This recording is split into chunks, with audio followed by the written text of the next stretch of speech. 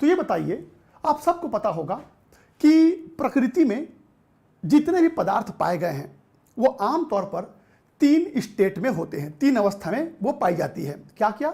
Solid, liquid और gas, ठोस, द्रव और गैस। हालांकि अभी हम चौथे स्टेट में आ चुके हैं। चौथे स्टेट के बारे में हम जानते हैं, प्लाज्मा नाम का चौथा स्टेट भी अभी अवेलेबल है। पर अगर हम क्लास 12 के सिलेबस के बारे में बात करें तो हम क्लास 12 के सिलेबस में 3 स्टेट के बारे में पढ़ेंगे, 3 अवस्था के बारे में पढ़ेंगे। क्या क्या? ठोस, द्रव और गैस। इस चैप्टर में सिर्फ ठोस अवस्था के बारे में पढ़ेंगे। आपको याद होगा क्लास 11th में आप ऑलरेडी गैसियस स्टेट जो है पढ़ चुके हैं, जो गैस अवस्था है वो आप पढ़ चुके हैं। क्लास 12th में हम ठोस अवस्था पढ़ेंगे और साथ ही साथ द्रव अवस्था पढ़ेंगे। तो चलिए फिर स्टार्ट करते हैं ठोस अवस्था के बारे में। तो ये बताइए, नेचर में, प्रकृति में जितने भी पदार्थ पाए गए हैं वो ठोस अवस्था में पाया जाएगा कि द्रव अवस्था में पाया जाएगा कि गैसियस अवस्था में पाया जाएगा? ये कैसे तय होता है भाई? ऐसा कौन सा कारक है जो ये तय करता है कि कोई भी पदार्थ किस अवस्था में पाई जाएगी, ठोस, द्रव या गैस? दरअसल कोई भी पदार्थ के अंदर जो अणु होते हैं या जो परमाणु होते हैं उनके बीच कितना आकर्षण होगा या किस तरह का आकर्षण होगा, यही इस बात को तय करता है कि पदार्थ किस अवस्था में पाया जाएगा। फिर से रिपीट करता हूं, मैंने कहा कोई भी पदार्थ किस अवस्था में पाया जाएगा वो इस बात से तय होता है कि उस पदार्थ के अंदर जो अणु हैं या जो परमाणु हैं या जो आयन हैं उनके बीच किस तरह का आकर्षण है। भाई सिंपल सा लॉजिक है। अगर अणुओं के बीच या परमाणुओं के बीच बहुत अधिक बल पाया जाए, प्रबल बल पाया जाए, तो वो जो पदार्थ है वो ठोस अवस्था में आ जाएगा। अगर अणुओं के बीच आकर्षण बल थोड़ा कम कर दें तो वो लिक्विड बन जाएगा, वो द्रव बन जाएगा। और अगर अणुओं के बीच आकर्षण बल बहुत कम कर दें तो गैसियस स्टेट में चला जाएगा। एक बार फिर से रिपीट करता हूं, मैंने क्या बोला? मैंने बोला कि अगर, ध्यान देंगे, अगर मान लीजिए मेरे पास ये कुछ अणु हैं, ये कुछ कण हैं, इसको आप अणु भी ले सकते हैं या परमाणु भी ले सकते हैं या आयन भी ले सकते हैं। बेटा ये देखिए, मैं यहां पर कुछ स्ट्रक्चर बना के आपको दिखाता हूं। आपके सामने मैं यहां कुछ स्ट्रक्चर्स बनाऊंगा। इन सबको जरा ध्यान से देखिए। इन सब में मैंने यहां पर 3 अलग अलग स्ट्रक्चर बनाए हैं और तीनों में मैंने कणों की जो अवस्था है, उनका जो व्यवस्था है, उसको अलग अलग तरीके से बनाया है। इसमें आप साफ साफ देख सकते हैं कि सारे अणु जो हैं वो एकदम पास पास जुड़े हुए हैं। क्यों? क्योंकि इन सभी अणुओं के बीच कुछ खास तरह का बल पाया जा रहा है जो कि सच में बहुत स्ट्रांग है, प्रबल बल है। तो क्या होता है, जब अणुओं के बीच या परमाणुओं के बीच बहुत प्रबल बल पाया जाए, आकर्षण बल पाया जाए, स्ट्रॉन्ग बॉन्ड पाया जाए, तो फिर वो ठोस अवस्था में पाया जाएगा, यानी कि वो सॉलिड स्टेट में होगा।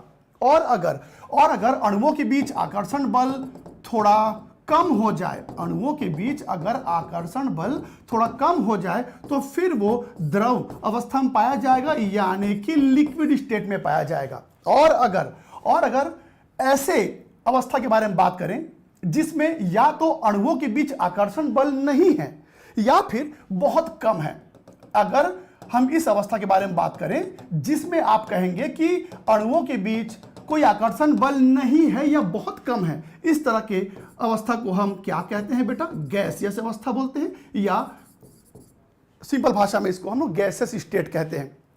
शुरू में लोग ऐसा मानते थे कि गैस के जो अणु होते हैं उनके बीच आकर्षण बल नहीं होता।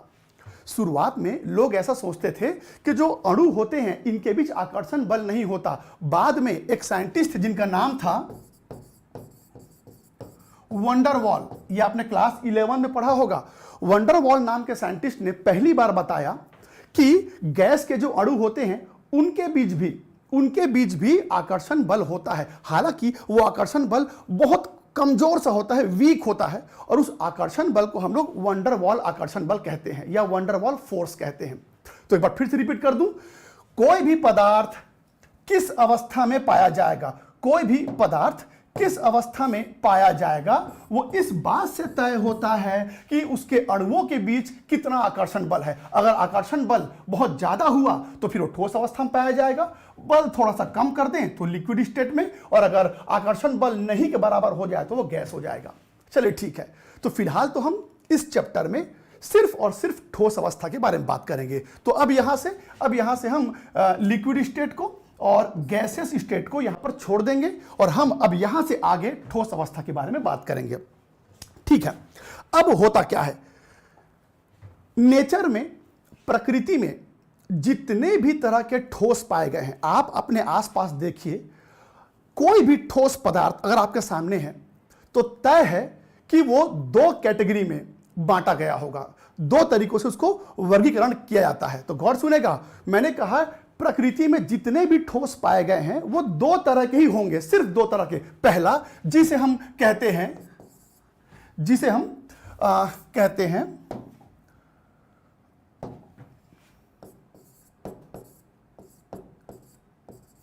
क्रिस्टलीय ठोस, और एक होता है बेटा अक्रिस्टलीय ठोस। तो मैंने कहा दो तरह के ठोस प्रकृति में पाए जाएंगे, एक होता है जिसे हम कहते हैं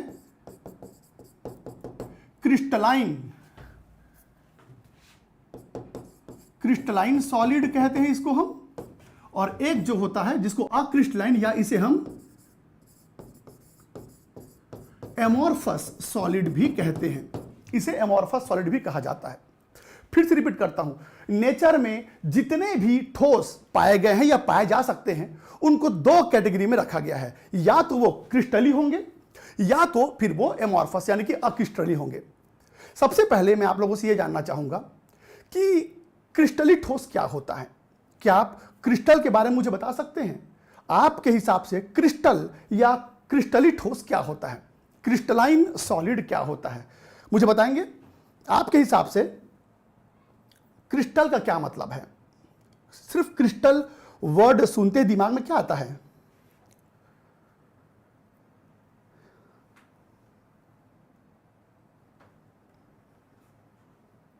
हीरा।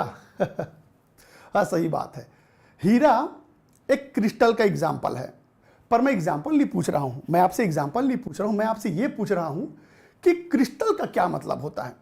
चलिए ठीक है, मैं हर एक का कमेंट तो नहीं पढ़ पाऊंगा, पर मुझे पता है मैं जब भी ये प्रश्न पूछता हूं क्रिस्टल क्या होता है या क्रिस्टलाइन सॉलिड क्या होता है, तो अक्सर मुझे जवाब आता है कि जो चमकीला होता है, जो नुकीला होता है, इस तरह की चीजें, जो चमकता है, इस तरह की मुझे जवाब मिलते हैं। जब हम क्रिस्टल शब्द का प्रयोग करते हैं तो हमको अक्सर दिमाग में आता है कि वो चमकीला होगा, वो थोड़ा नुकीला होगा, उसके जो सतह होंगे वो काफी चिकने होंगे, इस तरह के आमतौर पर जवाब मुझे मिलते हैं। पर ध्यान सुनेगा, मैं आपको क्रिस्टल के दो एग्जाम्पल बताता हूं। एक डायमंड यानी कि हीरा, हीरा क्रिस्टलाइन है, और नमक NaCl भी क्रिस्टलाइन है। पर दोनों में तो जमीन आसमान का फर्क है, एक इतना महंगा पदार्थ है और एक कितना सस्ता है ना। हीरा कितना महंगा होता है और जो नमक है वो कितना सस्ता होता है। साथ ही साथ देखने में भी वो बहुत अधिक समान रूप से नहीं दिखते, फिर भी दोनों क्रिस्टलाइन है। तो क्रिस्टलाइन का क्या मतलब होता है? तो गौर सुनेगा, मैं आपको डायमंड यानी कि हीरा और नमक दोनों का स्ट्रक्चर एक साथ बना के दिखाता हूं, जरा गौर से देखिएगा। ये देखिए बेटा, ये मैं डायमंड का, अच्छा आपको तो पता है ना बेटा, डायमंड के अंदर कार्बन के एटम होते हैं। ये लीजिए, ये मैंने डायमंड का एक स्ट्रक्चर बना लिया। सबको पता है डायमंड के अंदर कार्बन के एटम्स यानी कि अणु पाए जाते हैं। और NaCl भी देख लेते हैं बेटा, ये देखिए, ये NaCl है, ये NaCl का एग्जांपल ले लेते हैं। अब मुझे बताओ, यहां पर मैंने दो स्ट्रक्चर आपके सामने रखा, एक NaCl का और एक डायमंड का। अब ये बताओ, दोनों क्रिस्टलाइन है, पर दोनों में क्या समानता है? आप मुझे बता सकते हैं इनके संरचना में, इनके स्ट्रक्चर में क्या सिमिलैरिटी आपको दिख रहा है, क्या समानताएं आपको नजर आ रही है? बताएंगे?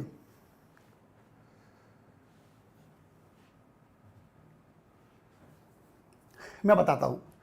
इनमें समानता है, इनके जो कण हैं उनके बीच एक फिक्स डिस्टेंस का होना, एक निश्चित दूरी का होना। जरा ध्यान से देखो, जरा ध्यान से देखो, यहां पर इस कार्बन और इस कार्बन के बीच जितना दूरी है उतने इस कार्बन और इस कार्बन के बीच भी है, इस कार्बन और इस कार्बन के बीच भी है, यहां भी उतना डिस्टेंस है, यहां भी उतना डिस्टेंस। तो आप देख सकते हैं हर एक कार्बन दूसरे कार्बन से एक जैसी दूरी पर है। और यहां पर देखो हर एक Na, हर एक Cl से एक जैसी दूरी पर रखा गया है। आप देख सकते हैं बेटा, हर एक आयन एक दूसरे से बराबर दूरी पर है।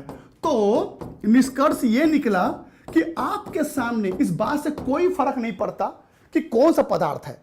अगर आपके सामने कोई भी पदार्थ आया और उसके अंदर के जो कण होते हैं अगर उनमें दूरी एक जैसी पाई जाए, कह देना कि वो क्रिस्टल है, यानी कि क्रिस्टलाइन है। ध्यान सुनेगा, फिर से रिपीट करता हूं, इस बात से कोई फर्क नहीं पड़ता कि आपके सामने कौन सा पदार्थ है। अगर उस पदार्थ के अंदर रखे हुए जो अणु हैं या परमाणु हैं या आयन हैं उनके बीच अगर समान समान दूरी पाई जाए तो कह देना कि वो क्रिस्टल है। तो क्रिस्टल या क्रिस्टली ठोस का एक ही कंडीशन होता है कि पार्टिकल्स के बीच यानी कि एटम्स के बीच या मॉलिक्यूल्स के बीच में सेम डिस्टेंस का यानी दूरी का पाया जाना, चाहे वो कोई भी ठोस हो। तो ठीक है, मैं समझ गया कि क्रिस्टली ठोस क्या होता है। कोई भी ऐसा ठोस जिसके अंदर के एटम या मॉलिक्यूल के बीच जो दूरी होता है वो एक जैसा पाया जाए उसे क्रिस्टलाइन सॉलिड बोलते हैं। अच्छा, आप जरा गौर से देखिए, इन दोनों स्ट्रक्चर में एक चीज और समान है। देखने से ये थोड़ा जालीदार नजर आ रहा है, जाल जैसा। आप देख सकते हैं बेटा, इनको देखने से लगता है ये जाली है या जाल जैसा है। आपने क्लास 11th में एक शब्द पढ़ा होगा, क्रिस्टली जाल। क्रिस्टली जाल जिसको हम लोग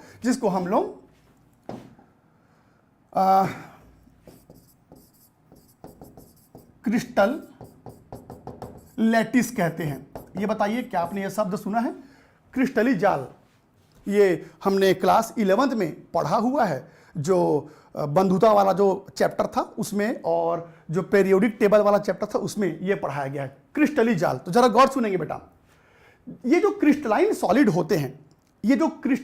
होते हैं उनके इन स्ट्रक्चर को क्रिस्टल लैटिस कहा जाता है, यानी क्रिस्टली जाल कहा जाता है। फिर से रिपीट करता हूं, किसी भी क्रिस्टलाइन सॉलिड का जो स्ट्रक्चर होता है उसे क्रिस्टल लैटिस या क्रिस्टली जाल कहा जाता है। दोनों का मतलब बता दूं, लैटिस मतलब होता है जालीदार स्ट्रक्चर होना, यानी कि जाल जैसा स्ट्रक्चर होना, और क्रिस्टल का मतलब होता है अणुओं के बीच या परमाणुओं के बीच एक जैसा दूरी पाया जाना, एक जैसा डिस्टेंस होना। तो कभी भी अगर आपके सामने क्रिस्टल लैटिस शब्द आ जाए, समझ जाना कि आपके सामने एक ऐसा पदार्थ है जिसके अंदर के अणु या परमाणु के बीच में बराबर या एक जैसा दूरी पाया जाएगा।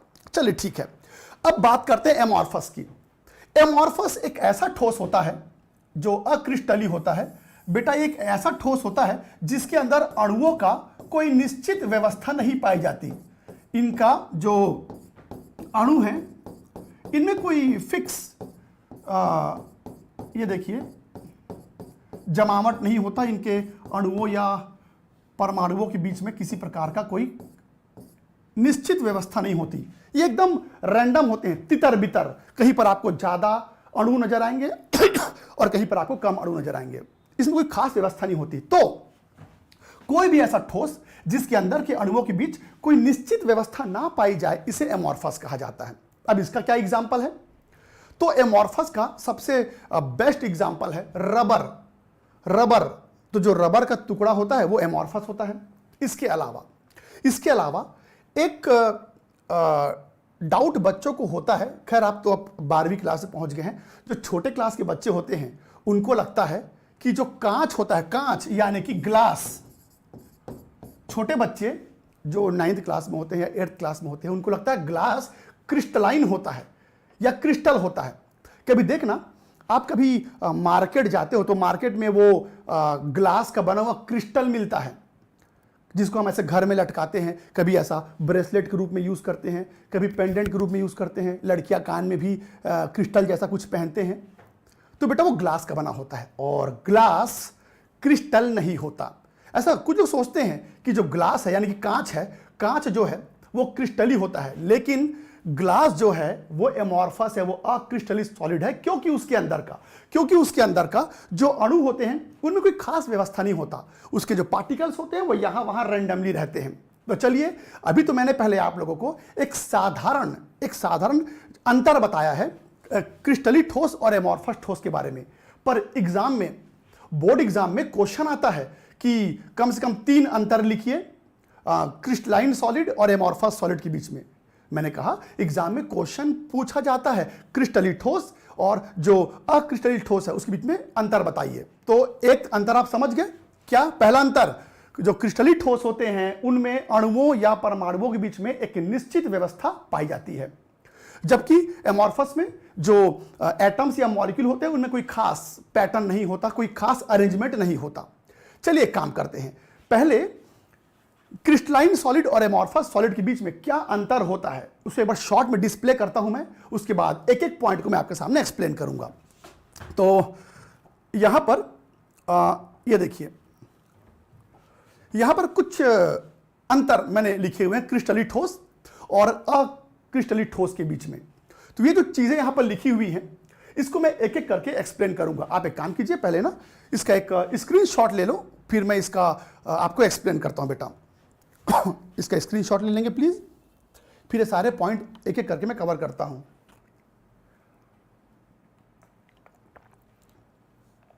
आपके लिए मेरे ख्याल से स्क्रीनशॉट लेना आसान होगा कि आप इसे लिखते हैं, लिखने में मेरे ख्याल से समय लग जाता होगा बेटा।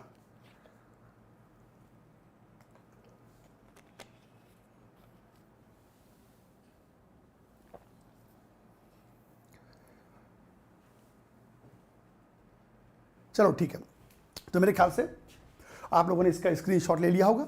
यहाँ जो कुछ भी लिखा हुआ है, चलिए मैं एक एक करके इसको समझाता हूँ। सबसे पहले जो पहला वाला पॉइंट है तो मैंने आपको बता ही दिया क्या, कि जो क्रिस्टली ठोस होते हैं उनमें एक निश्चित व्यवस्था पाई जाती है ना। मैंने कहा कि जो क्रिस्टली ठोस होते हैं उसमें एक निश्चित व्यवस्था पाई जाती है, सिस्टमैटिक अरेंजमेंट पाया जाता है, और जो अक्रिस्टली ठोस होता है उसमें कोई खास व्यवस्था नहीं होती, उनमें कोई निश्चित क्रम नहीं होता। किसके बीच? अणुओं के बीच। ठीक है, इसके बाद देखिए यहां पर एक शब्द का प्रयोग किया गया है, परासक्रम। इसमें लिखा हुआ है कि क्रिस्टली ठोस जो होते हैं ये दीर्घ परासक्रम होते हैं, जबकि ये जो होते हैं ये दीर्घ परासक्रम नहीं होते, लघु परासक्रम होते हैं। अब इसका क्या मतलब है? जरा समझिएगा।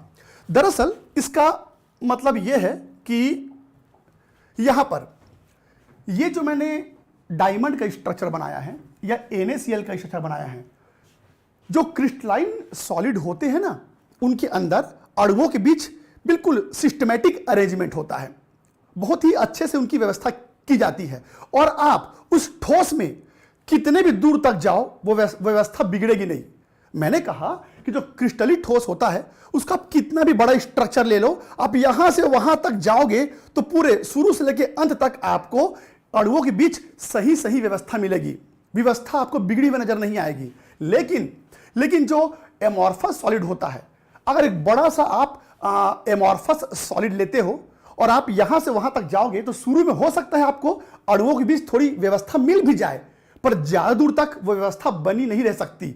तो जो एमॉर्फस सॉलिड होता है उनमें जो अणुओं की व्यवस्था है वो ज्यादा दूर तक व्यवस्थित तरीके से नहीं रहती, वो निश्चित क्रम में नहीं रहता, वो रैंडम हो जाता है। तो उसमें वही लिखा हुआ है, देखो ना जरा, यहां पर अगर आप यहां से जाओगे तो एकदम निश्चित व्यवस्था बनी हुई, कार्बन के बाद कार्बन कार्बन कार्बन कार्बन सब एक जैसे दूरी में है।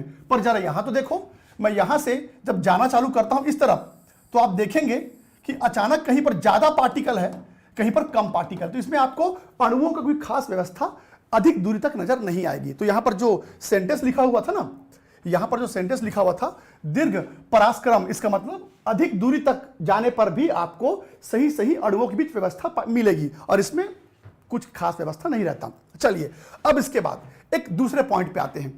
जो क्रिस्टली ठोस होते हैं इनका जो गलनांक होता है वो तीक्ष्ण होता है, और इसमें जो गलनांक होता है अक्रिस्टली ठोस का वो निश्चित नहीं होता।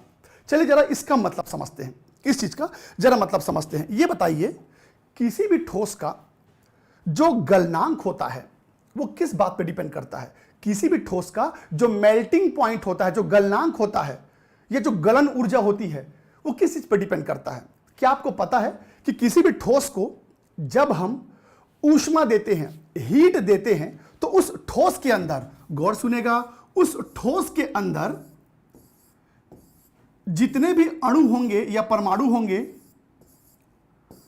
मैं आपको ये बता रहा हूं कि किसी चीज को गलाने का क्या मतलब होता है, गलन ऊर्जा क्या होती है, गलनांक क्या होता है। तो जरा गौर सुनेगा, होता क्या है कि किसी भी ठोस में ये जो अणु होते हैं, इनके बीच एक आकर्षण बल पाया जाता है बेटा। और जब भी आप किसी ठोस को हीट करते हो, यानी कि उसको ऊष्मा देते हो, तो इनके बीच ये जो बॉन्ड बना है, ये टूटने लगता है। ये जो बीच बीच में जो बंध बना है ना, ये टूटने लगता है, ये बॉन्ड जो है वो टूटने लगता है। तो ये बताइए कि अगर इस बॉन्ड को तोड़ने में, इस बंध को तोड़ने में जितना ऊर्जा लगेगा, इस बंध को तोड़ने में भी उतनी ही ऊर्जा लगेगी बेटा, क्योंकि बॉन्ड की दूरी एक जैसी है। ये तो आपको पता है ना कि जो छोटा बॉन्ड होता है उसको तोड़ने में ज्यादा ऊर्जा लगता है, और जो बड़ा बॉन्ड होता है उसे तोड़ने में कम ऊर्जा का उपयोग करना पड़ता है। ये बात आपको ही पता होगा। तो अब ये बताइए, इस पूरे स्ट्रक्चर में हर एक एटम के बीच एक जैसा डिस्टेंस है, एक जैसी दूरी है। तो स्वाभाविक सी बात है कि इस बंध को तोड़ने में जितनी ऊर्जा लगी होगी, इसको भी लगी होगी, इसको भी लगी होगी। और ये जो डिस्टेंस बना हुआ है, ये जो दूरी बनी हुई है, ये कभी चेंज नहीं होगा बेटा। ये जो दूरी है ये कभी बदल नहीं सकता। तो अब ये बताओ, अगर मैं इस ठोस का गलनांक पता करूं, यानी कि ये पता करूं कि कितना ऊर्जा देने पर ये सारे बंध तोड़े जा सकते हैं, तो बेटा ये जो सारे बंध हैं वो एक जैसे हैं, ये सारे बंध एक जैसे हैं। ऐसा थोड़ी है कि आज ये ठोस ऐसा नजर आ रहा है तो कल इनके बीच की दूरी अचानक से बढ़ जाएगी। ऐसा तो नहीं हो सकता। जब भी हमारे सामने एक क्रिस्टली ठोस आ जाए तो समझ जाना कि अणुओं के बीच जो दूरी है वो हमेशा हमेशा के लिए निश्चित रहेगी, फिक्स रहेगा। तो क्योंकि इनके बीच का जो दूरी है, गौर सुनेगा, जो बीच का जो दूरी है वो हमेशा फिक्स रहता है, इसीलिए इनको तोड़ने के लिए लगने वाला ऊर्जा और तापमान भी हमेशा फिक्स होगा। इसीलिए कहते हैं कि जो क्रिस्टलाइन सॉलिड होता है, इनका जो गलनांक है वो हमेशा फिक्स रहता है। जैसे एग्जांपल के तौर पर NaCl, बेटा NaCl का जो गलनांक होता है वो 801 डिग्री सेल्सियस होता है, 801 डिग्री सेल्सियस। वहीं पर कॉपर सल्फेट का जो गलनांक होता है वो तकरीबन 200 डिग्री सेल्सियस, और ये फिक्स रहता है, ये निश्चित रहता है, ये कभी चेंज नहीं होता। तो होता क्या है कि जितने भी क्रिस्टलाइन ठोस होते हैं उनके अंदर के अणुओं का जो दूरी है वो हमेशा फिक्स रहता है, इसलिए उनको तोड़ने के लिए लगने वाला ऊर्जा भी हमेशा फिक्स रहता है, उसको तोड़ने के लिए लगने वाला तापमान भी हमेशा फिक्स रहता है। इसीलिए कहते हैं कि जो क्रिस्टली ठोस होते हैं इनका जो गलनांक है वो लगभग फिक्स रहता है, कभी चेंज नहीं होता। लेकिन जो अक्रिस्टली ठोस होते हैं उनका कोई एकदम निश्चित गलनांक नहीं होता। जो एमॉर्फस सॉलिड होता है उनका कोई निश्चित गलनांक नहीं होता, क्योंकि उनके जो अणु होते हैं उनमें कोई निश्चित व्यवस्था ही नहीं पाई गई है, अरेंजमेंट ही फिक्स नहीं है। तो स्वाभाविक सी बात है कि उनका जो मेल्टिंग पॉइंट है वो भी फिक्स नहीं रहेगा। चलो ठीक है, यहां पर दो बातें समझनी है आपको। पहला कि जो क्रिस्टली ठोस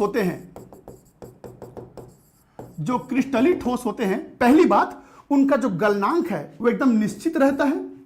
पहला पॉइंट, गलनांक फिक्स रहता है। और दूसरा पॉइंट, बहुत हाई रहता है। तो हमेशा याद रखना, जो क्रिस्टली ठोस होते हैं ना, इनका जो गलनांक है, इनका मान बहुत ज्यादा होता है। देखो ना, 800 डिग्री सेल्सियस, ये छोटा मोटा वैल्यू नहीं है। तो अच्छा, कभी आप लोगों ने, मैं आपसे ऐसे पूछता हूं, नमक को पिघलते देखे हो? बताइए मेरे को, क्या आपने नमक को पिघलते हुए देखा है?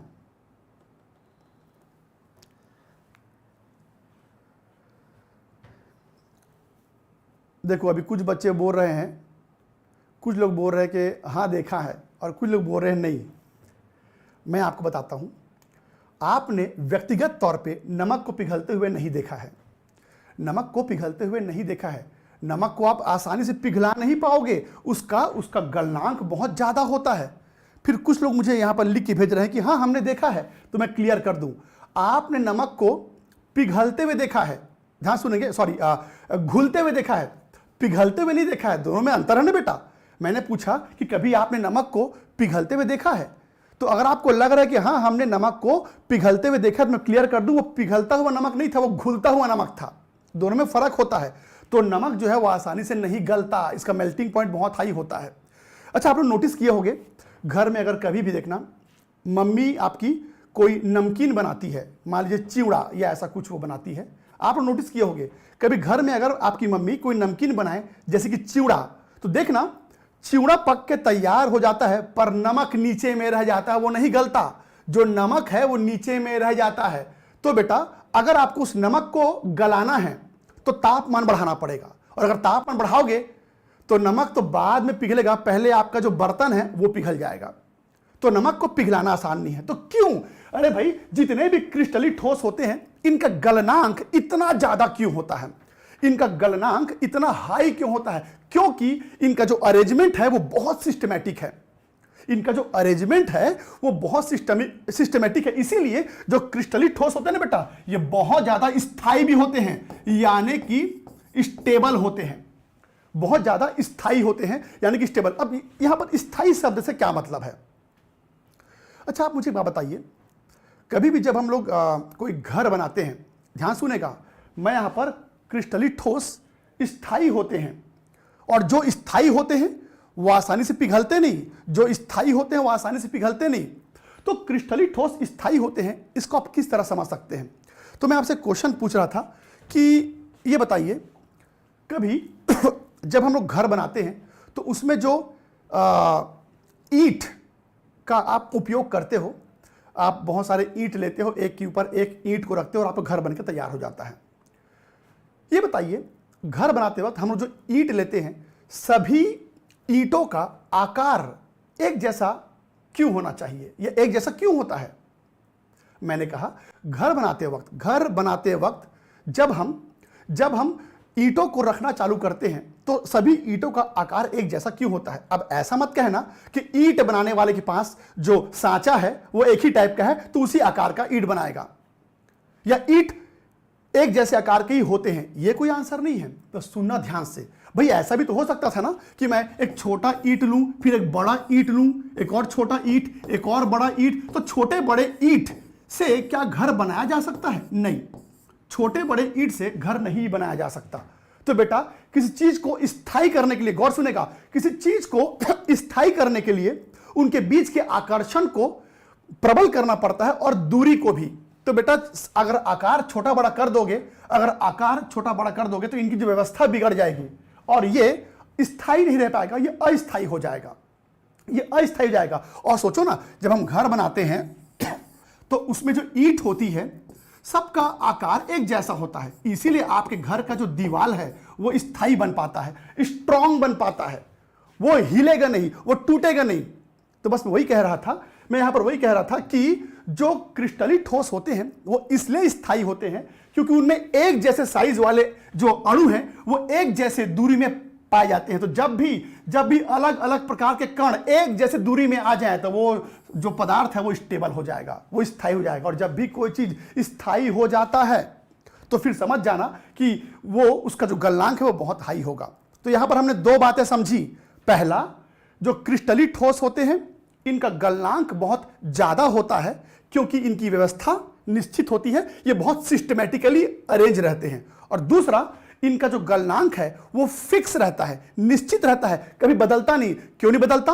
क्योंकि सभी जो बंध है उनकी दूरियां समान हैं। तो इस बंध को तोड़ने में जितनी ऊर्जा लगेगी, इस बंध को तोड़ने में भी उतनी ऊर्जा लगेगी, मुझे भी इस बॉन्ड को तोड़ने में उतनी ही ऊर्जा लगेगी, और आपको भी इस बॉन्ड को तोड़ने में उतनी ही ऊर्जा लगेगी। तो सभी बॉन्ड को तोड़ने में मुझे जो ऊर्जा लगेगा वही आपको भी लगेगा। तो आप कहेंगे सर आपने इसका जो गलनांक निकाला, मैंने भी वही गलनांक निकाला, तो हम दोनों का गलनांक का मान एक जैसा कैसे हो सकता है? क्योंकि ये जो बंध है इनकी दूरियां, इनकी मजबूती एक जैसी हैं, इसलिए इनका जो मेल्टिंग पॉइंट है वो हमेशा फिक्स रहता है। तो यहां पर कुछ पॉइंट्स थे, वापस आते हैं। तो यहां पर मैं बता रहा था कि क्रिस्टली ठोस जो होते हैं, एक तो उनका गलनांक जो है वो बहुत हाई होता है और साथ ही साथ फिक्स रहता है। गलनांक जो है वो बहुत हाई होता है, साथ ही साथ फिक्स होता है। और जो एमॉर्फस सॉलिड होते हैं इनका कोई फिक्स गलनांक नहीं होता और बहुत ज्यादा गलनांक भी नहीं होता। कांच, ध्यान सुनेंगे, जो कांच होता है बेटा वो एमॉर्फस है। कांच को आप आसानी से पिघला सकते हो। आप किसी भी कांच के बने हुए वस्तु को, गौर सुनना, किसी भी कांच के बने हुए वस्तु को अगर आप गर्म करोगे वो पिघल जाता है। तो कांच इतनी आसानी से कैसे पिघल गया? हाँ, उसका गलनांक ज्यादा क्यों नहीं है? क्योंकि कांच किसके अंदर आता है बेटा? अक्रिस्टली ठोस के अंदर, एमॉर्फस ठोस के अंदर। साथ ही साथ मुझे किसी ग्लास को पिघलाने के लिए जितनी ऊर्जा लगेगी आपको अलग ही ऊर्जा लगेगी, किसी और को अलग ऊर्जा लगेगी। तो ग्लास का कोई फिक्स या निश्चित गलनांक नहीं पाया जाता। तो सिंपल सी कहानी है, जो क्रिस्टली ठोस होते हैं उनका गलनांक जो है वो एक तो बहुत ज्यादा होता है, साथ ही साथ फिक्स रहता है, और इनमें ये नहीं पाया जाता। और अब क्रिस्टली ठोस का सबसे इंपॉर्टेंट पॉइंट आपको बताने जा रहा हूं।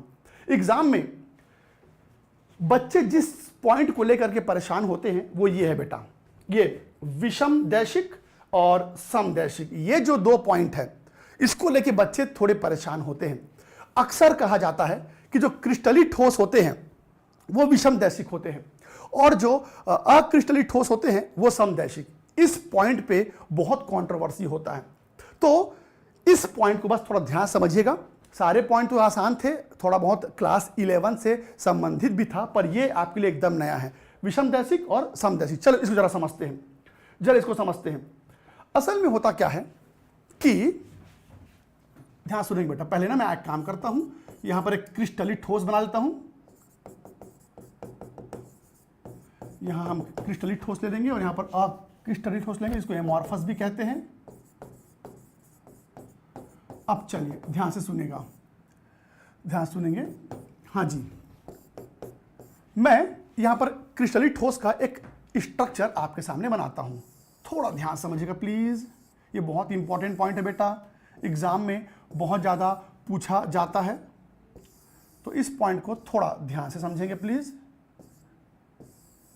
कि विषम दैशिक और समदैशिक का मतलब क्या है। ये देखिए, मैंने आपके सामने एक आयनिक ठोस ले लिया है और आप देख सकते हैं कि इनके अणुओं के बीच में एकदम सिस्टमैटिक अरेंजमेंट है, जो व्यवस्था है वो बहुत अच्छे से बना है। इसको कुछ देर के लिए मान लो बेटा ये NaCl है, कुछ देर के लिए मान लो NaCl है। Na का आकार छोटा होता है और Cl का आकार बड़ा होगा यहाँ पर। तो ये यहाँ पर मैंने इस तरह से इसको बना दिया हुआ है, तो आप इसको NaCl मान लीजिए। और एमॉर्फस का कोई भी एक एग्जाम्पल ले लेते हैं, ये देखो। तो एमॉर्फस में वैसे भी कोई निश्चित व्यवस्था तो होती नहीं। जो एमॉर्फस, जो अक्रिस्टली ठोस होते हैं, इनमें अणुओं के बीच कोई खास व्यवस्था नहीं पाई जाती, वो ऐसे ही यहाँ वहाँ रैंडम रहते हैं। ये देखिए, इसको अपन एमॉर्फस मान लेते हैं, एमॉर्फस मान लेते हैं। अब चलिए एकदम ध्यान सुनेगा, एग्जाम में क्वेश्चन आता है कि जो क्रिस्टली ठोस होते हैं, ये विषम दैशिक होते हैं और जो एमॉर्फस होते हैं वो समदैशिक। इसको हम इंग्लिश में कुछ इस तरह का शब्द से इसका प्रयोग करते हैं बेटा। इंग्लिश में ना इसे हम कहते हैं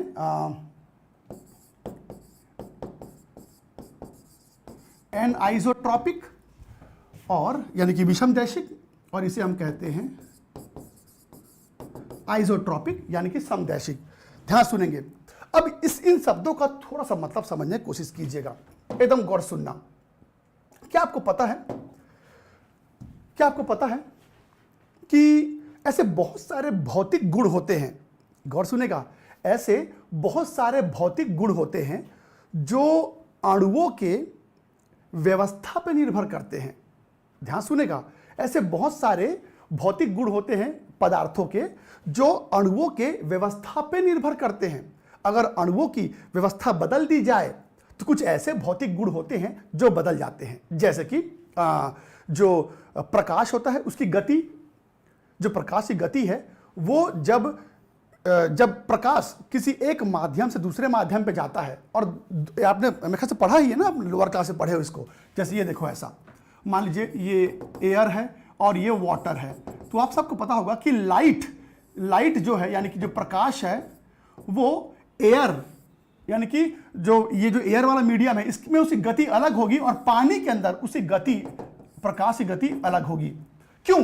क्योंकि एयर में ध्यान सुनेंगे, क्योंकि एयर में जो कण होते हैं वो दूर दूर होते हैं, उनकी व्यवस्था जो है दूर दूर होगी, और जल में अणु जो है थोड़े पास पास होते हैं। तो बेटा मैं बता दूं कि जो प्रकाश है उसका जो वेग होता है, उसकी जो वेलोसिटी होती है, वो अलग अलग माध्यम में अलग अलग इसलिए पाई जाती है क्योंकि वो अणुओं की व्यवस्था पर डिपेंड करता है। अगर अणु दूर दूर होंगे तो लाइट का वेलोसिटी थोड़ा ज्यादा होगा, और अणु अगर पास पास होंगे तो लाइट का जो वेलोसिटी है वो थोड़ा कम हो जाएगा। तो लाइट का जो वेलोसिटी है, जो प्रकाश का जो वेग है, वो अणुओं के व्यवस्था पर डिपेंड करता है। इसके अलावा जो विद्युत चालकता है, या जो इसको बोलते हैं थर्मल कंडक्टिविटी, ये भी अणुओं के व्यवस्था पर निर्भर करता है। साथ ही साथ इलेक्ट्रिकल कंडक्टिविटी और ऊष्मा, ध्यान सुनेंगे, जो ऊष्मा चालकता है, थर्मल कंडक्टिविटी, ये सब ऐसे प्रॉपर्टी है जो अणुओं के बीच पाए जाने वाले व्यवस्था पर निर्भर करता है। तो मैंने कहा ऐसे तो बहुत सारे पदार्थों के गुण पाए जाते हैं, पर कुछ भौतिक गुण ऐसे होते हैं जो अणुओं के व्यवस्था पे निर्भर करता है। बस इतनी सी बात आपको याद रखनी है। कुछ भौतिक गुण जैसे कि प्रकाश का वेग, ऊष्मा चालकता, वैद्युत चालकता, ये सब ऐसे गुण हैं जो अणुओं की व्यवस्था पे निर्भर करता है। बस इतनी सी बात आपको याद रखनी है। तो चलिए जरा यहां वापस आते हैं। मैं एक काम करता हूं, इस ठोस में अलग अलग दिशाओं से, ध्यान सुनना, अलग अलग दिशाओं से किसी गुण को मैं चेक करने की कोशिश करूंगा। फिर रिपीट करता हूं, मैं इस ठोस में किसी एक भौतिक गुण को अलग अलग दिशाओं से चेक करने की कोशिश करूंगा और देखता हूं मुझे क्या नतीजा मिलेगा। तो एक काम करते हैं, चीजों को थोड़ा आसान बनाने के लिए मैं ना प्रकाश का वेग जो है आपके सामने रखता हूं, जो लाइट का जो वेलोसिटी है वो आपके सामने रखता हूं। तो अब यहां देखना, एकदम गौर से देखेंगे, इसमें, हाँ जी, यहां देखना बेटा, मैं यहां पर कुछ डायरेक्शन बनाऊंगा। सबसे पहले मैंने यहां पर ले लिया डायरेक्शन ए। ध्यान सुनेंगे, मैं यहां पर कुछ आपके लिए डायरेक्शन बना रहा हूं। एक मिनट, हाँ, इसको अपन लेते हैं ए दिशा। तो अगर मैं ए दिशा से आगे बढ़ूं तो मेरे सामने जो बड़े अणु हैं वो आएंगे, तो मेरे सामने सिर्फ बड़े अणुओं की व्यवस्था मेरे सामने आई। अगर मैं यहां पर दिशा बी ले लेता हूं, तो अगर मैं बी दिशा से आगे बढ़ता हूं तो मेरे सामने छोटे अणुओं की व्यवस्था जो है वो सामने आ रही है। जब मैं, गौर सुनेंगे, जब मैं दिशा सी ले लेता हूं तो बेटा सी दिशा में जब मैं जाता हूं तो एक बार बड़ा अणु, एक बार छोटा, एक बड़ा, एक छोटा, इस तरह की व्यवस्था मिली। तो आप देख सकते हैं कि इस ठोस में अलग अलग दिशाओं में मुझे कणों का अलग अलग व्यवस्था देखने को मिल रहा है। फिर रिपीट करता हूं, इसमें अलग अलग दिशा से जब मैं आगे बढ़ता हूं तो मुझे इन अणुओं की जो व्यवस्था है वो अलग अलग दिखाई दे रही है। और बेटा सिंपल सी बात है, मैंने कहा था कुछ ऐसे भौतिक गुण होते हैं जो अणुओं के व्यवस्था पर निर्भर करता है।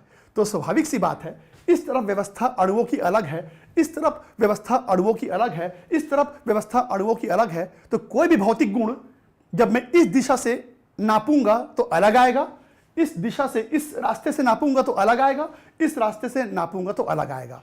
तो होता क्या है, जो क्रिस्टलाइन सॉलिड होते हैं उसे विषमदैशिक क्यों बोलते हैं? क्योंकि अलग अलग दिशाओं से किसी भौतिक गुण का जब आप मापन करते हो और उसका मान अलग अलग आए तो हम कहते हैं ऐसे ठोस को कि वो एनआइसोट्रॉपिक है, यानी कि विषमदैशिक है। फिर रिपीट करता हूं, क्योंकि यहां पर अलग अलग दिशाओं में अणुओं की व्यवस्था अलग अलग है, तो स्वाभाविक सी बात है वे सारे भौतिक गुण जो अणुओं की व्यवस्था पर निर्भर करेंगे वो इन सभी दिशाओं में अलग अलग पाई जाएंगी, क्योंकि अलग अलग दिशाओं में अलग अलग अणुओं की व्यवस्था है। पर इसमें आते हैं, इसमें चलो एक काम करते हैं। कोई अगर आपसे कहेगा कि चलिए इस ठोस में किसी एक दिशा से आगे बढ़ो, चलो बताओ, अगर मैं यहां से आगे बढ़ता हूं तो मुझे क्या मिल रहा है? अनिश्चित व्यवस्था। ध्यान सुनना, कोई फिक्स व्यवस्था नहीं है। इधर से गया, मुझे एक अनिश्चित व्यवस्था मिला। इधर से जाता हूं तब भी मैं सेम वाक्य का प्रयोग करूंगा। इस दिशा से गया तब भी मुझे अनिश्चित व्यवस्था मिली अणुओं का। जब मैं इस दिशा से जा रहा हूं तब भी मुझे अनिश्चित व्यवस्था मिल रही अणुओं का। तो बेटा जो अक्रिस्टलाइन ठोस होते हैं उसमें आप किसी भी दिशा से जाओ, जो भौतिक गुण है वो एक समान होगा, क्योंकि अव्यवस्था सब तरफ एक जैसा है, क्योंकि जो अव्यवस्था है वो सब तरफ एक जैसा है। तो इसीलिए गौर सुनेंगे, इसमें आप किसी भी दिशा से आप जाओ, सब तरफ आपको एक जैसा अव्यवस्था मिलेगा, इसीलिए इसमें भौतिक गुण सब तरफ एक जैसा रहेगा। पर इसमें अणुओं की व्यवस्था सब तरफ अलग अलग है, तो भौतिक गुण जो है जो अणुओं की व्यवस्था पर निर्भर करते हैं, स्वाभाविक सी बात है अलग अलग दिशाओं में अलग अलग आपको देखने को मिलेगा। तो यहां पर जो सेंटेंस लिखा हुआ है, यहां पर जो सेंटेंस लिखा हुआ है विषम दैशिक, उसका मतलब समझ गए आप लोग कि कोई भी ऐसा ठोस जिसके अलग अलग दिशाओं से जाने पर अलग अलग भौतिक गुणों का मान आपको मिलेगा, उस तरह के ठोस को विषम दैशिक बोलते हैं। और किसी भी ठोस में आप किसी भी दिशा से जाओ आपको एक जैसा भौतिक गुण मिलेगा, उसे बोलते हैं बेटा समदैशिक। तो ये जो पॉइंट है, ये वाला पॉइंट, इसको लेके थोड़े बच्चे कंफ्यूज रहते हैं। तो आप एक काम करो, इसे मेरे ख्याल से आप इसको स्क्रीनशॉट ले चुके हैं एक बार ना मेरे ख्याल से आप इसका स्क्रीनशॉट ले चुके हैं, तो एक बार आप इसको और अच्छे से देख लो, कोई डाउट है तो पूछिए, फिर मैं आगे बढ़ता हूं बेटा।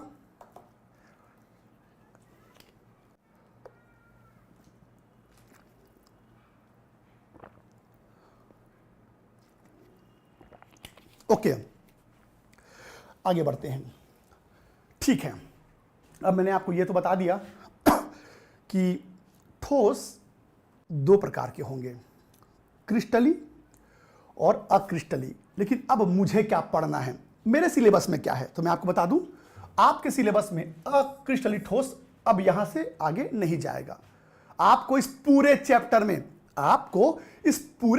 में सिर्फ और सिर्फ पढ़ना है क्रिस्टली ठोस। तो अब हम यहां से सिर्फ क्रिस्टली ठोस को लेके आगे बढ़ेंगे बेटा। अब हम यहां से सिर्फ क्रिस्टली ठोस के बारे में पढ़ेंगे। तो अब तुम बस इतना बता दो, जैसे ही मैंने आपको बोला कि अब इस चैप्टर में हम सिर्फ उन ठोसों के बारे में पढ़ेंगे जिसको क्रिस्टलाइन कहते हैं, तो क्या समझे इसका मतलब? इसका मतलब यह है कि अब इस चैप्टर में जब भी मेरे सामने कोई ठोस आएगा तो उसके जो कण होंगे वो एक निश्चित व्यवस्था में पाई जाएंगी। मतलब अब मैं इस पूरे चैप्टर में ऐसे ठोसों के बारे में पढ़ूंगा जिसमें अणुओं के बीच एक निश्चित व्यवस्था पाई जाएंगी।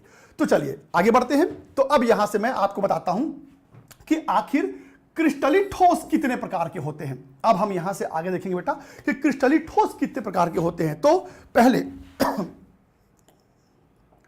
मैं आपको दिखाता हूं कि क्रिस्टली ठोस कितने प्रकार के होते हैं। ये देखिए, पहले आप इसका एक स्क्रीनशॉट ले लो, फिर एक एक करके मैं सारे पॉइंट समझाऊंगा।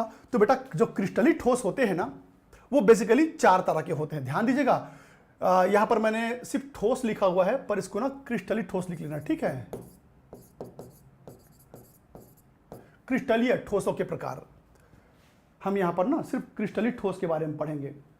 ओके, तो अब मैंने कहा कि जो क्रिस्टली ठोस होते हैं वो चार तरह के होते हैं। एक सहसंयोजक ठोस, एक आणविक ठोस, एक धात्विक ठोस और एक आयनिक ठोस। तो मैंने कहा चार तरह के ठोस होते हैं बेटा। एक जिसे हम कहते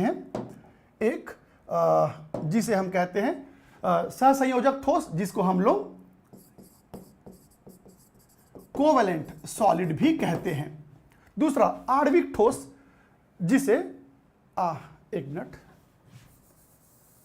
बेटा,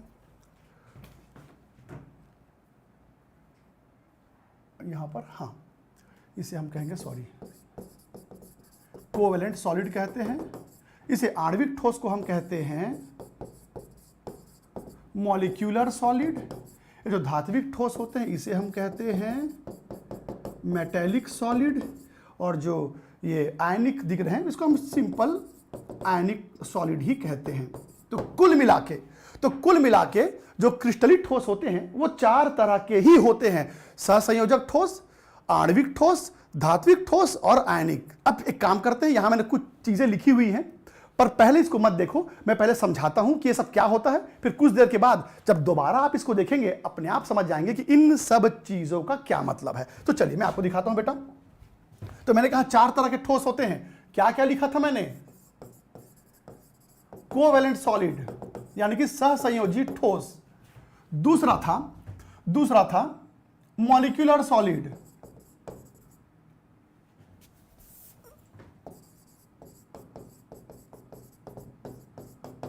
यानी कि आणविक ठोस। फिर तीसरा था मेटेलिक सॉलिड यानी कि धात्विक ठोस, और एक था आयनिक ठोस यानी कि आयनिक सॉलिड। तो कुल मिला के जो क्रिस्टलाइन ठोस होते हैं वो 4 तरह के होते हैं। चलिए इन सब का जरा मतलब समझ लेते हैं। पहला चीज जो आपको दिमाग में रखना है, ये सब क्रिस्टली ठोस है। इसका मतलब इन सब के अंदर जब आप संरचना देखोगे तो एक चीज समान पाई जाएगी, क्या? अणुओं के बीच एक निश्चित व्यवस्था। मैंने कहा अगर ये चारों क्रिस्टलाइन सॉलिड है तो इनमें एक चीज कॉमन होगा, इन सब में जो एटम्स होते हैं या जो मॉलिक्यूल्स होते हैं उनके बीच एक सिस्टमैटिक अरेंजमेंट पाया जाएगा। चलिए मैं आपको एग्जांपल दिखाता हूं। तो ओके, चलिए एक कोवेलेंट सॉलिड का एग्जांपल लेते हैं। मैं पहले यहां पर ऐसे बना लेता हूं इसको।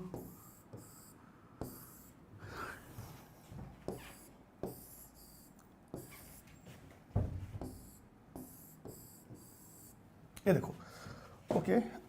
अब इसके अंदर कुछ अणु ले लेते हैं। मैंने यहां पर कार्बन ले लिया, ठीक है। ये देखो बेटा, कार्बन कार्बन कार्बन जब नजर आए तो आप उसको डायमंड मान के चल सकते हो। तो ये डायमंड है, मान लो ये डायमंड है। हाँ जी। और इसमें आते हैं मॉलिक्यूलर। अच्छा पहले एक एक करके समझते हैं, ठीक है, ज्यादा अच्छा रहेगा। पहले इसमें आते हैं।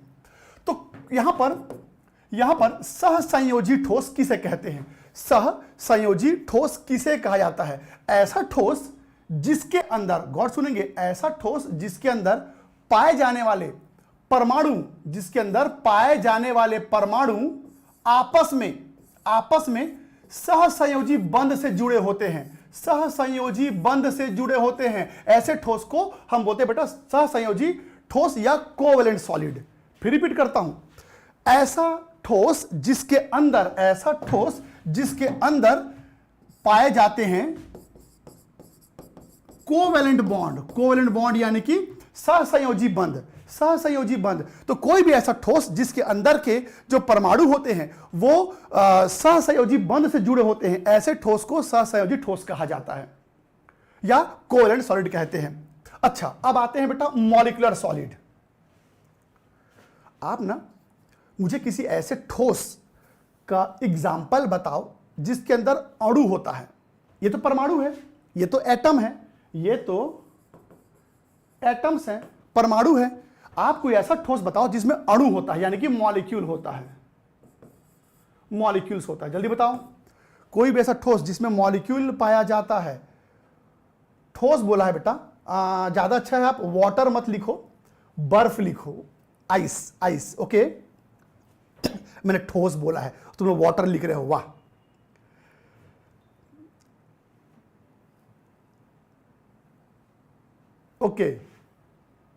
ओके, मैं बताता हूं। बर्फ के अंदर H2O के अणु होते हैं। इसके अलावा एक एग्जांपल बताऊं, ड्राई आइस। जानते हैं क्या होता है बेटा? ड्राई आइस किसको बोलते हैं?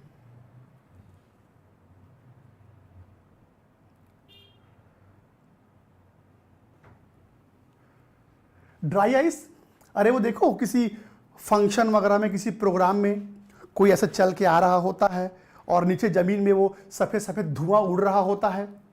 अरे वो स्टेज में कोई परफॉर्म कर रहा है तो वो नीचे में ऐसा धुआं उड़ रहा होता है। आजकल शादियों में अच्छा ट्रेंड चल रहा है, दूल्हा दुल्हन आते हैं स्टेज की तरफ और नीचे वो धुआं निकल रहा होता है। वो क्या है बेटा? Dry ice. तो जानते हो ड्राई आइस जो होता है वो एक मॉलिक्यूलर सॉलिड है। और जानते हैं इसमें कौन सा मॉलिक्यूल होता है? CO2। ड्राई आइस किसको बोलते हैं बेटा? जब CO2 को ठोस अवस्था में लिया जाए, तो इसी को ड्राई आइस कहा जाता है। जब भी CO2 को ठोस अवस्था में लिया जाए, इसे ड्राई आइस कहा जाता है। और इनके बीच जो आकर्षण बल होता है, इनके बीच जो आकर्षण बल होता है उन्हें अंतः आणविक आकर्षण बल कहते हैं, या उसे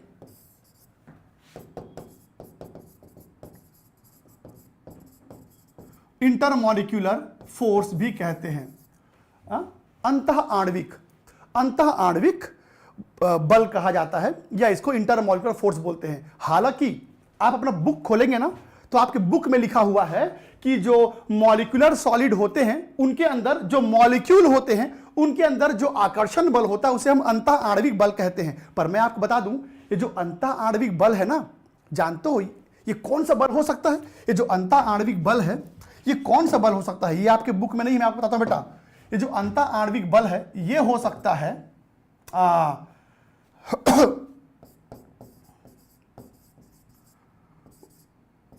वंडरवॉल फोर्स, या फिर ये हो सकता है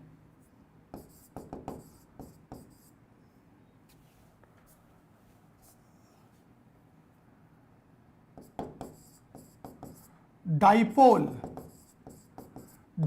फोर्स, या फिर ये हो सकता है बेटा हाइड्रोजन बंध। आपकी बुक में सिर्फ इतना लिखा हुआ है कि जो आणविक ठोस होते हैं उनके अंदर जो अणु होते हैं उनके बीच जो आकर्षण बल होता है उसे अंतः आणविक बल कहा जाता है। पर मैं आपको बता दूं, वो जो अंतः आणविक बल है वो 3 प्रकार के हो सकते हैं। पहला वंडरवॉल आकर्षण, दूसरा डाइपोल आकर्षण, और इसे हम बोलते हैं बेटा हाइड्रोजन बंध। तो 3 तरह के आकर्षण बल जो है उसी को हम अंतः आणविक बल बोलते हैं, जो कि आणविक ठोस के अंदर पाया जाएगा। चलिए ठीक है, तो आपको बस समझना क्या है, आपको समझना यह है कि किस ठोस में किस तरह के घटक पाए जाते हैं, किस तरह के पार्टिकल पाए जाते हैं, उनमें कौन सा आकर्षण बल होता है। फिर रिपीट करता हूं, इन सब में आपको 2 बातें समझनी है। पहला, किसी भी ठोस में अंदर क्या पाया जाएगा और उनमें किस प्रकार का आकर्षण बल है। तो कोवैलेंट सॉलिड में क्या पाया जाएगा? एटम, और उनमें कौन सा आकर्षण बल होगा बेटा? सहसंयोजी बंध। जो मॉलिक्यूलर ठोस होता है उसके अंदर अणु यानी कि मॉलिक्यूल पाए जाएंगे, और उसके अंदर कौन सा बल होगा? अंतर आणविक बल। इसमें आते हैं मेटालिक सॉलिड। अभी मेटालिक सॉलिड में सुन के आप समझिए बेटा, यहां पर हम बात कर रहे हैं धात्विक ठोस की। तो एग्जांपल के लिए हम लोग लोहा ले लेते हैं, आयरन। तो आपको पता है कि जो आयरन होता है ये एक धातु है, और धातुओं के बीच जो आकर्षण बल पाया जाता है धातुओं में ये जो परमाणु आप देख रहे हैं ना बेटा, इन परमाणुओं में जो आकर्षण बल पाया जाता है इसे कहा जाता है मेटेलिक बॉन्ड, यानी कि धात्विक बंध। जो धात्विक ठोस होते हैं इनमें कोई बहुत कॉम्प्लिकेटेड हिस्सा नहीं है समझने के लिए, बस यूं समझ लो कि जो धात्विक ठोस होते हैं इनके अंदर जो आकर्षण बल है उसको हम लोग धात्विक बंध कहते हैं, या मेटेलिक बॉन्ड बोलते हैं। और इन सब में सबसे इंपॉर्टेंट है ये, अब जो बताने जा रहा हूं, कौन सा? Ionic solid. ये इंपॉर्टेंट क्यों है?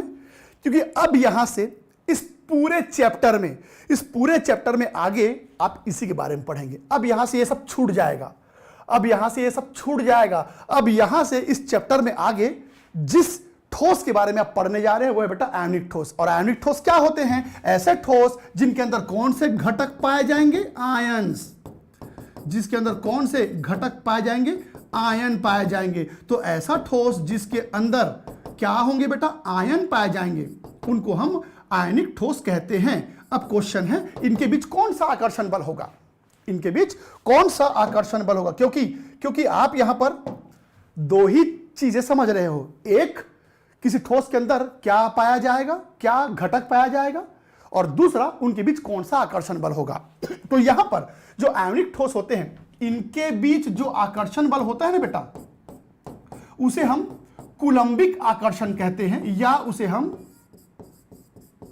इलेक्ट्रोस्टैटिक फोर्स भी कहते हैं। इलेक्ट्रोस्टैटिक फोर्स, आपको पता है किसी भी पॉजिटिव और नेगेटिव कणों के बीच जो आकर्षण बल होता है उसे इलेक्ट्रोस्टैटिक फोर्स या कूलम्बिक फोर्स कहा जाता है। फिर से रिपीट करता हूं, मैंने कहा किसी भी ठोस के अंदर अगर आयन है तो आयंस के बीच जो आकर्षण बल होता है उसे इलेक्ट्रोस्टैटिक फोर्स या कूलम्बिक फोर्स कहते हैं। और याद रखना, इन सब में अब आपको इसी ठोस के बारे में इस पूरे चैप्टर में आगे पढ़ना है। तो मैंने आपको 4 तरह का ठोस बताया बेटा। हालांकि अभी कुछ देर पहले मैं ये पहले ही आपके सामने मैंने डिस्प्ले कर दिया था, जरा समझो तो। सहसंयोजक ठोस, उसके अंदर क्या रहता है? परमाणु, और उनके अंदर किस तरह का बंध होता है? सहसंयोजक बंध। और इसका एग्जाम्पल क्या था बेटा? डायमंड। डायमंड। आणविक जो ठोस होते हैं उसके अंदर कौन से घटक होते हैं? अणु। उनमें कौन सा आणविक कौन सा बंध होता है? आणविक बंध। और इसका एग्जाम्पल क्या था बेटा? CO2, ड्राई आइस जिसको बोलते हैं, ड्राई आइस, या फिर सिर्फ आइस भी आप ले सकते हैं, आइस भी आप ले सकते हैं। धात्विक के अंदर धात्विक अणु पाए जाते हैं उनमें धात्विक बंध होता है, धात्विक बंध होता है। और इसके एग्जाम्पल कोई भी धातु ले लो, जैसे iron, copper, gold, silver etcetera, आप कोई भी एग्जाम्पल ले सकते हैं धातु का। और सबसे इंपॉर्टेंट क्या था? आयनिक ठोस। और जो आयनिक ठोस होते हैं उसमें कौन से घटक होते हैं? धनायन और ऋणायन। उसमें कौन सा आकर्षण बल होता है? कूलम्बिक आकर्षण, जिसको हम लोग और क्या बोलते हैं बेटा?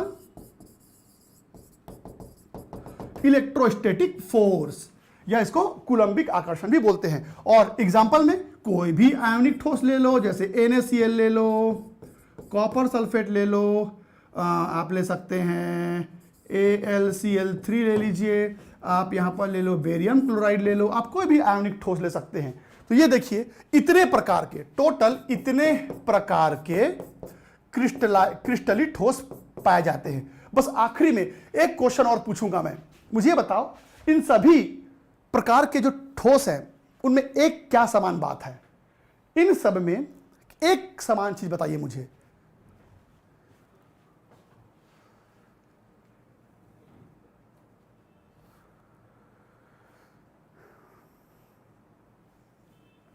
हाँ बेटा,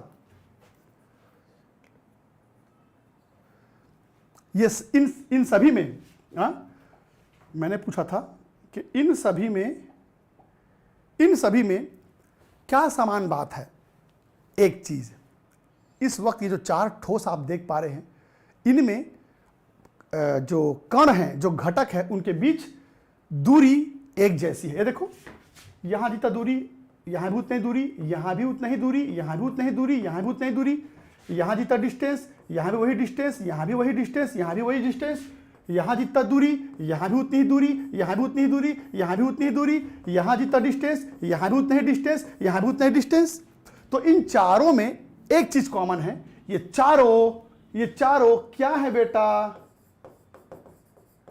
क्रिस्टली ठोस। इसीलिए इन चारों में एक चीज समान है, कणों के बीच, घटकों के बीच एक जैसी दूरी का पाया जाना। तो मैं शुरू में बोल दिया था कि कोई भी ऐसा ठोस जिसमें जो घटक होते हैं, जो अणु होते हैं, जो परमाणु होते हैं, उनमें अगर एक जैसा दूरी पाया जाए तो क्रिस्टली ठोस कहलाएगा। चलिए इसका स्क्रीनशॉट ले लीजिए, इसके बाद वाले का भी मैं स्क्रीन आपके सामने रखूंगा।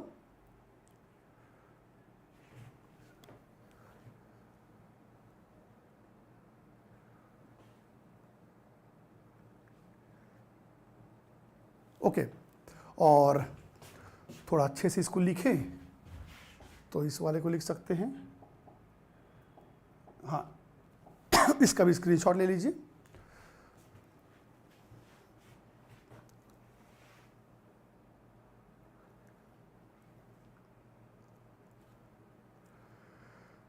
ओके, तो मैंने कहा कि 4 तरह के जो क्रिस्टली ठोस होते हैं उसमें सबसे इंपॉर्टेंट है आयनिक ठोस। तो आज का जो क्लास था, आज हमने सिर्फ क्रिस्टली ठोस के बारे में कुछ मूलभूत बातों को समझा है, कुछ बेसिक चीज़ों को समझा है। इस चैप्टर में अभी बहुत कुछ है, ये तो सिर्फ एक सिंपल सा इंट्रोडक्शन था।